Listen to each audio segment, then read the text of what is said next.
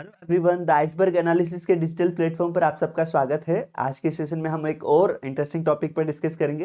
देखिए, अभी रिसेंट पूरे वर्ल्ड ऑर्डर में चीन की वुल्फ वॉरियर कूटनीति मतलब वुल्फ वॉरियर डिप्लोमेसी काफी चर्चाओं में रही है। किस कारण से चर्चा में है, इसके बारे में हम लोग कंप्लीट डिस्कशन करेंगे। इसके क्या इम्प्लीकेशंस है और भारत इससे क्या सीख सकता है, उसके बारे में हम लोग कंप्लीट डिस्कशन करेंगे।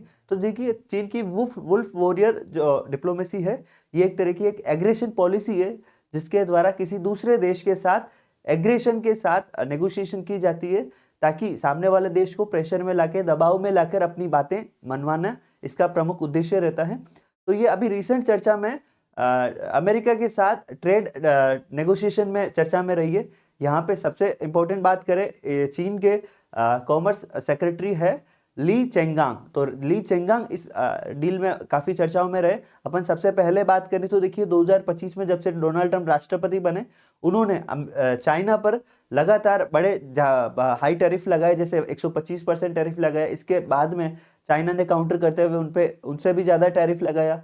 तो यहाँ पे सबसे इंपॉर्टेंट चीजें हैं कि उसके बाद से अमेरिका चाइना के साथ वार्ता की टेबल पे आया, नेगोशिएशन की टेबल पे आया। उसका एक रीजन था कि अमेरिका को इस तरह के जो काउंटर टैरिफ की उम्मीद नहीं थी, और उसमें दिमाग माना जाता है ली चेंगांग का, जो कि एक कॉमर्स सेक्रेटरी है आपके चाइना के।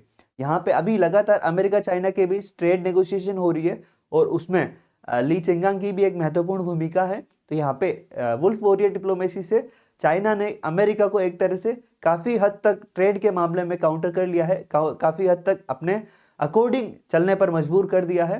तो यहाँ पे सबसे बड़ी बात यह है कि चाइना ने इस तरह की जो चीजें हैं वो डोकलाम इश्यू में भी भारत के साथ की थी, लेकिन भारत लगातार इन चीजों को हैंडल करते हुए किसी भी तरह के दबाव में नहीं आया, और भारत अपने मांगों पर अड़ा रहा। तो ये एक सबसे बड़ी चीज है कि चाइना को किस तरह से हैंडल किया जाए, और ये वर्ल्ड ऑर्डर पर किस तरह के इम्पैक्ट डाल सकती है। तो यहाँ पे अपन सबसे मेन इंपॉर्टेंट बात करें कि देखिए, चाइना का जैसे BRI प्रोजेक्ट है, बेल्ट एंड रोड इनिशिएटिव, तो इसके तहत चाइना पूरे वर्ल्ड लेवल पे एक कनेक्टिंग एक तरह के एक सर्किल बनाना चाहता है, ताकि उसका व्यापार लगातार और बिना बाधा के हो सके। सॉरी। तो BRI प्रोजेक्ट हो, चाहे वो चाइना पाकिस्तान इकोनॉमिक कॉरिडोर हो, इन सभी का एक ऑब्जेक्टिव है कि चाइना अपने ट्रेड रूट्स को सिक्योर करना चाह रहे, ट्रेड रूट्स के तहत वह पूरी दुनिया में वर्चस्व स्थापित करना चाह रहा है। सॉरी। तो यहाँ पे अपन सबसे इंपॉर्टेंट बात करें कि अभी जो वुल्फ वॉरियर डिप्लोमेसी है, उसके तहत चाइना ने लगातार किसी भी तरह से अमेरिका रूस से ज्यादा अभी वर्तमान में चीन से इनसिक्योर है। कारण है कि चीन की मैन्युफैक्चरिंग पावर और इसके रेयर अर्थ रिजर्व्स। तो चाइना रेयर अर्थ का एक्सपोर्ट भी अमेरिका को करता है, और सबसे जो कमजोर नस है अमेरिका की, वो यही है कि रेयर अर्थ का एक्सपोर्ट पर चाइना ने एक तरह से प्रतिबंध लगा दिया था। तो उसके बाद से अमेरिका बातचीत की टेबल पे आया।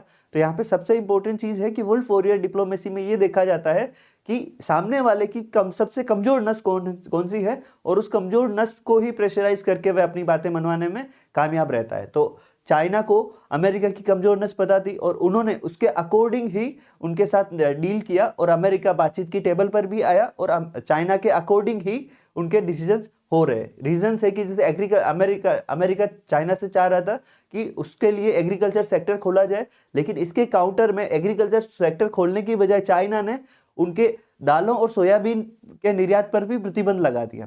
तो यहाँ पे चाइना अमेरिका इस कारण से और ज्यादा दबाव में आया।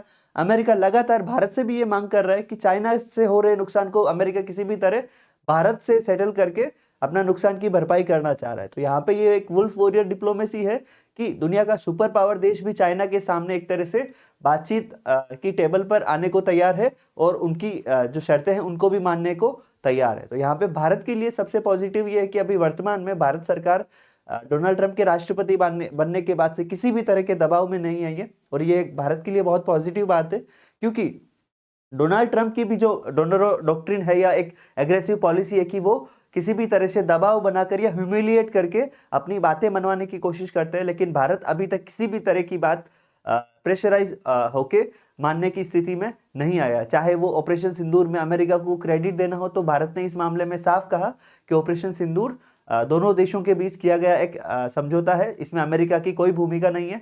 इसके अलावा भी डोनाल्ड ट्रंप के टैरिफ के मुद्दे को भी भारत ने एक बहुत ही समझदारी से हैंडल करते हुए उसे बेअसर किया। और अभी रिसेंट जैसे नवंबर दिसंबर के जो ट्रेड डाटा है जिसमें एक्सपोर्ट लगातार बढ़ा ही है, तो एक तरह से अमेरिका का जो टैरिफ बम है या टैरिफ प्रेशर है वो एक तरह से काफी हद तक भारत ने हैंडल कर लिया है। तो यहाँ पे वुल्फ वॉरियर डिप्लोमेसी में सबसे इंपॉर्टेंट चीज है कि एग्रेशन के साथ अपनी बातों को मनवाना। तो भारत ने लगातार एक तरह से ये चीज चाइना के साथ भी हैंडल की है, चाहे वो डोकलाम इशू हो या चाहे वो भूटान के साथ अभी रिसेंट जो नेगोशिएशन चल रही थी उसमें भी चाइना को हैंडल करने का एक तरह से भारत का एक स्टैंड काफी सराहनीय रहा है। कारण है कि भारत अपनी जो शर्तें हैं अपनी बातों से पीछे नहीं हटता है, और ये चीज चाइना के लिए एक अनकंफर्टेबल सिचुएशन क्रिएट कर देती है, क्योंकि चाइना एक एग्रेसिव पॉलिसी के साथ आगे बढ़ना चाहता है, लेकिन अगर सामने वाला काउंटर पार्ट अगर उस अपनी मांगों से पीछे नहीं हट रहा है तो फिर उसे एक लंबे टाइम के गतिरोध के बाद उन चीजों को मानना ही होता है। ये सबसे बड़ी बात और पॉजिटिव चीज ये है कि चाइना की वुल्फ वॉरियर डिप्लोमेसी भारत के लिए काम नहीं कर पाती है। कारण है कि भारत अपनी मांगों पर अडिग रहता है और भारत अपनी चीजों पर क्लियर कट है कि उसे क्या चाहिए और क्या नहीं। तो यहाँ पे जिस तरह से अभी अमेरिका के साथ ट्रेड वॉर के बाद लगातार चीन भारत के साथ रिश्ते सुधारने की कोशिश कर रहा है, तो ये भी एक पॉजिटिव इम्पैक्ट है कि पहल चाइना की तरफ से हुई है, क्योंकि भारत लगातार डोकलाम इशू के बाद चाहे वो चाइनीज ऐप प्रतिबंधित करना हो, चाइनीज व्यापार को किसी भी तरह से मतलब काउंटर करना हो, तो भारत ने ये चीजें बखूबी की है और बातचीत की पहल भी चाइना की तरफ से की है। तो ये हम सभी भारतीयों के लिए एक प्राउड मोमेंट है कि जो वुल्फ वॉरियर डिप्लोमेसी के द्वारा अमेरिका को झुका सकता है, वही देश भारत के साथ रिश्ते सुधारने की पहल कर रहा है। तो ये एक बहुत बड़ी बात है। जिस तरह से अपन ने बात की कि लास्ट ईयर मोदी ने प्राइम मिनिस्टर मोदी ने चाइना की विजिट की थी और उसके लिए बाकायदा चाइना के विदेश मंत्री वांग ही भारत आए थे उन्हें आमंत्रित करने के लिए। तो ये रिश्ते सुधारने की एक पहल ही थी। तो यहाँ पे सबसे बड़ी चीज है कि वुल्फ वॉरियर डिप्लोमेसी के तहत चाइना लगातार अफ्रीकन कंट्रीज को एक तरह से नेगोशिएशन की टेबल पे लाता है, अपनी बातें मनवाता है। अफ्रीकन जो यूनियन है वहां पे चाइना का लगातार प्रभाव बढ़ रहा है। इसके अलावा जैसे अपने भारत के जो पड़ोसी देश है, चाहे वो नेपाल हो या म्यांमार हो, उनमें लगातार चाइना का प्रभाव बढ़ा है। और इसके अलावा अभी जैसे रिसेंट बांग्लादेश का इशू है, तो उसमें भी लगातार चाइना अपनी मौजूदगी बढ़ा रहा है। तो ये वुल्फ वॉरियर डिप्लोमेसी का ही एक परिणाम है कि चाइना लगातार पूरे वर्ल्ड ऑर्डर पे अपनी धाक जमा रहा है। लेकिन आने वाले टाइम में देखने वाली बात ये होगी कि चाइना और भारत के रिश्ते इस मामले में किस तरह से सुधार की पटरी पर आते हैं। तो मिलते हैं नए सेशन में नए टॉपिक के साथ। अगर आपको नया वीडियो पसंद आए तो लाइक शेयर जरूर करें, चैनल को सब्सक्राइब करें, और अगर आपके कोई सजेशन है तो वो कमेंट बॉक्स में दें। Thank you everyone.